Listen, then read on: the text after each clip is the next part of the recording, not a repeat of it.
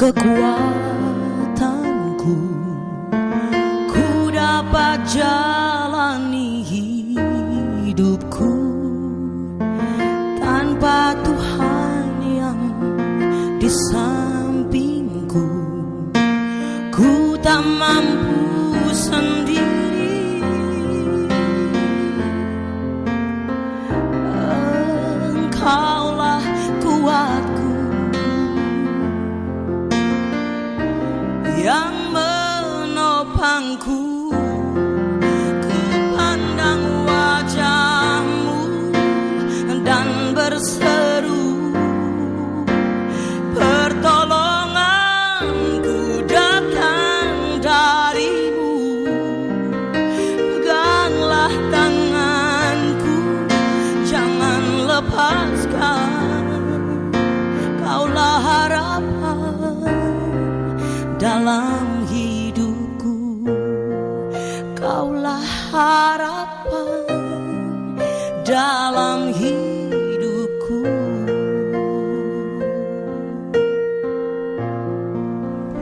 Shalom, salam sejahtera pemirsa yang dikasihi oleh Tuhan Yesus Kristus. Senang sekali kita berjumpa lagi dalam Mimbar Agama Kristen TVRI bersama dengan saya Vanda Hutagalung. Apa kabar Anda semuanya? Kiranya kasih, sukacita, damai, sejahtera daripada Tuhan Yesus melimpah atas kehidupan kita semuanya. Dan bersama dengan kami sudah ada di TVRI seorang hamba Tuhan, dan tema kita kali ini adalah melangkah dengan iman.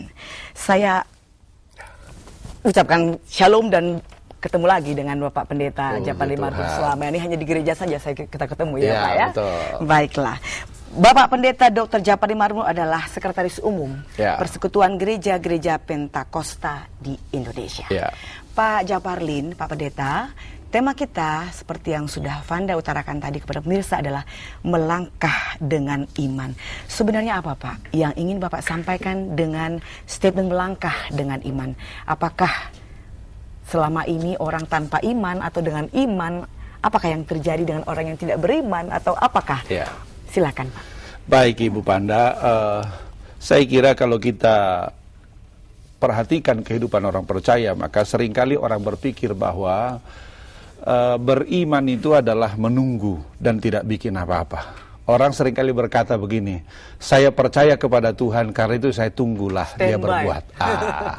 Jadi seolah-olah orang berpikir bahwa beriman itu adalah diam, tidak bikin apa-apa. Padahal sebetulnya beriman itu tidaklah demikian. Beriman itu justru yang Tuhan inginkan adalah kita melangkah dengan iman, melakukan apa yang kita imani itu. Dalam Alkitab kita perhatikan misalnya ada sebuah kisah di mana ada orang hebat dalam Alkitab namanya Gideon. Gideon ini punya kemampuan-kemampuan yang luar biasa sebetulnya.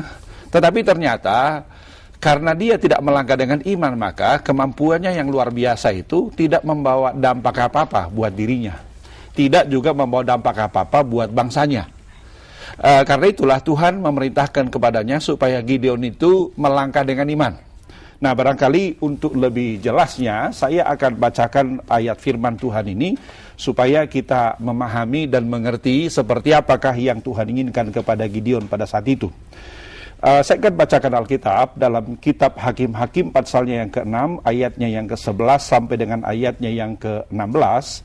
Di sana dikatakan demikian. Kemudian datanglah malaikat Tuhan dan duduk di bawah pohon terbentin di Ofra, kepunyaan Yoas orang Abiezer itu. Sedang Gideon anaknya mengiris gandum dalam tempat pemerasan anggur agar tersembunyi bagi orang Midian. Malaikat Tuhan menampakkan diri kepadanya dan berfirman demikian, Tuhan menyertai engkau, ya pahlawan yang gagah berani. Jawab Gideon kepadanya, Tuanku, jika Tuhan menyertai kami, mengapa semuanya ini menimpa kami? Di manakah perbuatan-perbuatannya yang ajaib yang diceritakan oleh moyang kami kepada kami ketika mereka berkata, bukankah Tuhan telah menuntun kita keluar dari Mesir? Tetapi sekarang Tuhan membuang kami dan menyerahkan kami ke dalam cengkeraman orang Midian. Lalu berpalinglah Tuhan kepadanya dan berfirman, pergilah dengan kekuatanmu ini, selamatkanlah orang Israel dari cengkeraman orang Midian, bukankah aku mengutus engkau? Tetapi jawabnya kepadanya, ah Tuhanku, dengan apakah akan kuselamatkan orang Israel? Ketahuilah kaumku adalah yang paling kecil di antara suku Manasye, dan aku pun seorang yang paling muda di antara kaum keluargaku. Berfirmanlah Tuhan kepadanya, tetapi akulah yang menyertai engkau. Sebab itu engkau akan memukul kalah orang Filistin itu sampai habis. Nah, perhatikan Ibu Panda di sini, kalau kita perhatikan firman Tuhan ini kan jelas sekali. Gideon itu adalah orang yang luar biasa sebetulnya. Ketika malaikat Tuhan menyapa dia, Tuhan bilang begini, Tuhan menyertai engkau, ya pahlawan yang gagah berani. Saya percaya bahwa Tuhan itu kalau bicara, dia tidak pernah berbasa-basi. Artinya adalah kalau dia berkata, Tuhan menyertai engkau, ya pahlawan yang gagah berani, maka dia betul-betul gagah berani. Tapi coba perhatikan baik-baik. Tapi ternyata kegagah beranian Gideon itu tidak mengerjakan apa-apa buat dirinya dan juga buat bangsanya. Kegagah beranian Gideon itu tidak mengerjakan apa-apa, pertama bagi dirinya dan yang kedua bagi bangsanya. Kita perhatikan dalam pembacaan Alkitab itu, Gideon sendiri yang gagah berani itu kan dalam keadaan ketakutan. Untuk mengirik gandum saja dia harus mengerjakannya di tempat pemerasan anggur agar tersembunyi bagi orang Midian. Fakta yang kedua adalah orang Israel saat itu juga dalam kondisi yang sangat memprihatinkan. Di mana setiap kali mereka habis panen, orang Midian itu datang merampasi hasil panen mereka, sehingga kondisi mereka sangat memprihatinkan. Padahal ada Gideon yang gagah berani di tengah-tengah mereka. Nah, tentu kita bertanya, kenapa itu terjadi? Jawabannya adalah karena dia tidak berani melangkah dengan iman. Karena dia nggak berani melangkah dengan iman, maka dia tidak mengalami mujizat. Dia tidak mengalami terobosan dalam bagi dirinya, tapi juga bagi bangsanya. Nah, karena itulah lewat perenungan firman Tuhan ini, Tuhan menginginkan agar kita ini berani melangkah dengan iman, supaya kita mengalami terobosan dan kemenangan-kemenangan dalam kehidupan kita. Nah, lebih jauh kalau kita perhatikan dalam Alkitab, karena itu Yesus pun sebetulnya setiap kali orang minta mujizat sama dia, Yesus tidak langsung berikan mujizat. Tapi apa yang dia berikan? Perintah. Kenapa perintah? Supaya orang-orang itu berani melangkah dengan iman. Misalnya katakanlah beberapa contoh yang dicatat dalam Alkitab. Satu kali Yesus lewat pinggir kota Yerusalem. Di pinggir jalan itu ada orang buta. Sebagai orang buta maka dia minta sedekah kepada orang-orang yang lewat. Tapi ketika orang buta ini mendengar ada rombongan orang banyak lewat, dia bertanya, ada apa ini? Siapa yang lewat? Orang berkata, Yesus orang Nazaret sedang lewat dari daerah kita. Orang buta itu kemudian ambil inisiatif dan berteriak, Yesus anak Daud kasihanilah aku.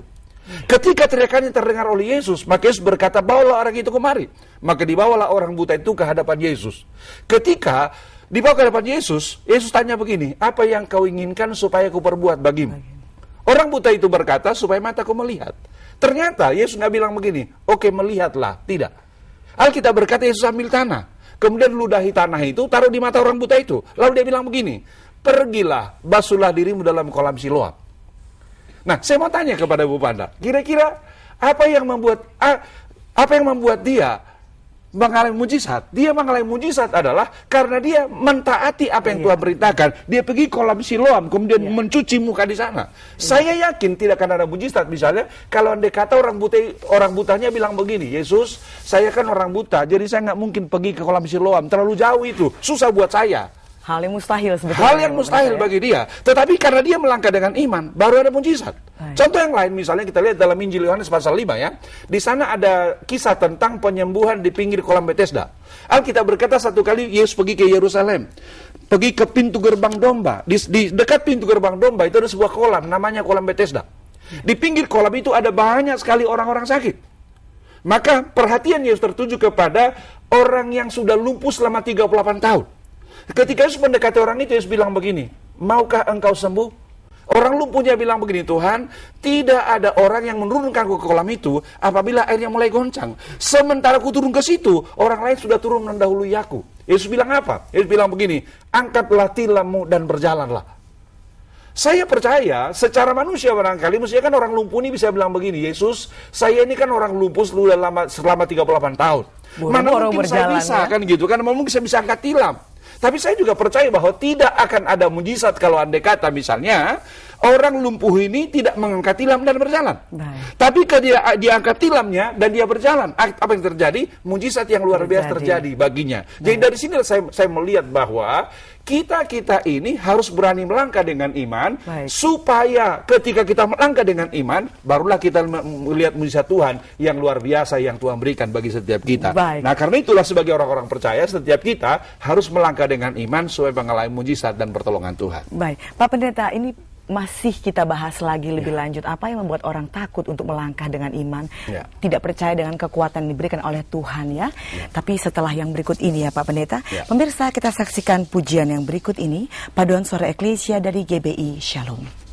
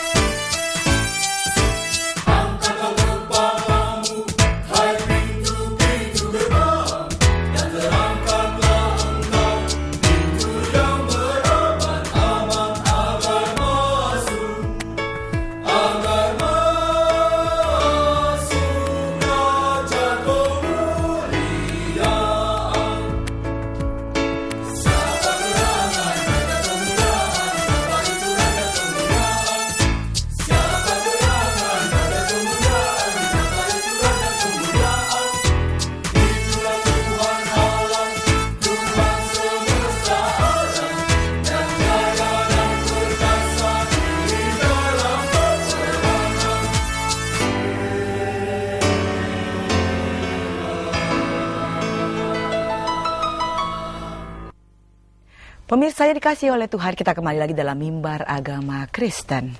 Dan Pak Pendeta, tadi kita terakhir bicara soal melangkah dengan iman. Apabila kita melangkah dengan iman, maka kemenangan, mujizat, dan keberhasilan bisa kita alami bersama dengan Tuhan. Baik, tapi rata-rata orang kan gimana ya Pak? Kan tidak semua orang bisa mempunyai kemampuan, aku harus melangkah dengan iman. Itu sebenarnya apa yang terjadi Pak dengan orang tersebut? Iya. Kebanyakan orang-orang nggak berani melangkah dengan iman itu disebabkan oleh karena perasaan tidak mampu. Sama seperti kasus Gideon yang kita baca juga tadi kan, sebetulnya kenapa dia nggak berani melangkah dengan iman padahal dia punya kemampuan yang luar biasa. Tuhan berkata, Tuhan menyertai engkau, ia pahlawan yang gagah berani. Namun kenyataannya kan dia nggak berani melangkah dengan iman. Kenapa? Disebutkan tadi itu, siapakah saya ini? Saya yang paling kecil di antara keluarga saya. Suku saya juga suku paling kecil. Itu artinya adalah dia tidak berani melangkah dengan iman karena ia terikat oleh perasaan tidak mampu itu. Dan sampai sekarang juga hal yang sama sebetulnya juga seringkali juga menjadi pengalaman dari banyak orang. Katakanlah misalnya dalam percakapan-percakapan hari-hari kita kan dengan orang-orang percaya di tengah-tengah dunia ini, kalau kita katakan misalnya, bro, ayo hidup sesuai dengan firman Tuhan. Dia bilang begini kan, Pak Pendeta, kita kan masih tinggal di dunia Pak Pendeta, mana bisa kita hidup sesuai dengan firman Tuhan. Ini kan kenapa dia berkata begitu? Karena ada perasaan tidak mampu yang membuat dia nggak berani melangkah dengan iman.